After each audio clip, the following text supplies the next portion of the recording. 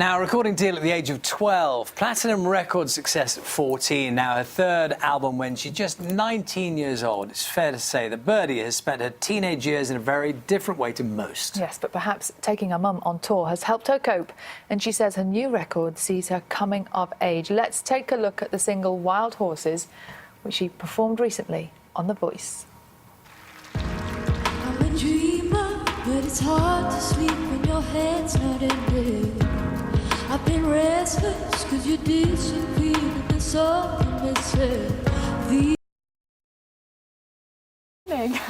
That is such a beautiful piece of music. Thank you very much. Oh, and I suppose performing on The Voice in that sort of situation, a little bit nerve-wracking? It's a little bit scary, actually. You're a lot closer to the judges than you think. So I was like right there playing to all of them, but you know, they're lovely, and it was such a nice experience. And you have, of course, your grand piano there.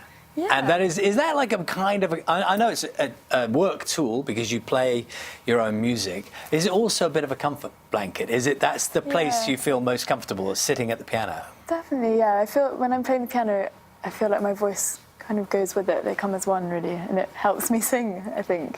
It's interesting seeing you on The Voice there because that's a talent show, isn't it? That's a place where people go and try and get their break. And the way you've got to where you are now is so different in many respects, isn't it? Yeah. Not least because of the age at which you started. Yeah, it has been a really strange 5 years, and it happened so quickly.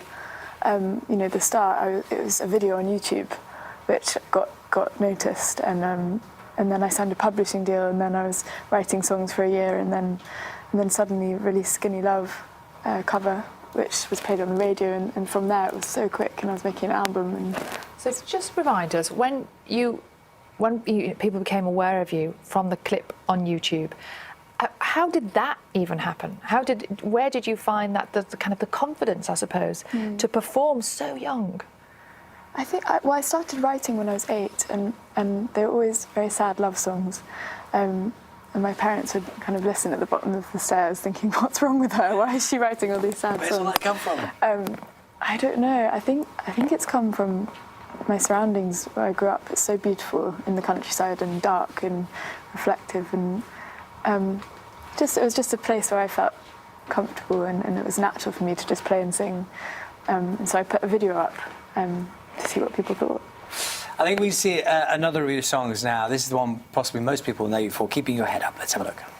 Hold tight, you're slowly coming back to life. I've been giving your head up, I've been giving your head up, darling. Years ago. I have. So what happened? Just tell us, did you stay at school? Did you carry on studying? What did you do? I did. Oh, I did my GCSEs, and then I went to college for about half a year probably, and then I had to make a choice. Well, the demands and the prospects of the work was too great to miss, was it? Yeah, I was making my second album, so it became a bit too much, and music's what I want to be doing, so I made the decision, and it's just been so exciting ever since. You say that obviously where you were brought up is very inspirational, but actually your family are all quite creative as well, aren't they? Yeah, my mum's a concert pianist, so I grew up with her teaching me really and playing and influencing me.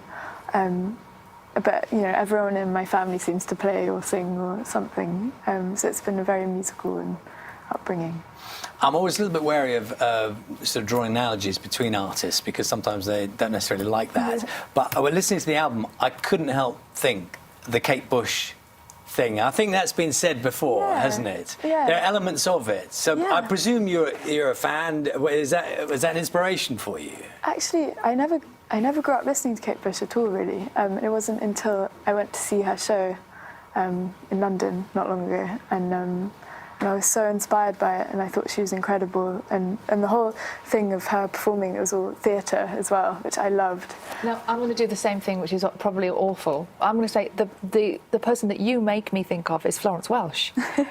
I've heard that too. Have you? Yeah, so not original thought either. No, sorry, but those are both very good. Well, yeah, no, I'm definitely fans of both of those people, so thank you.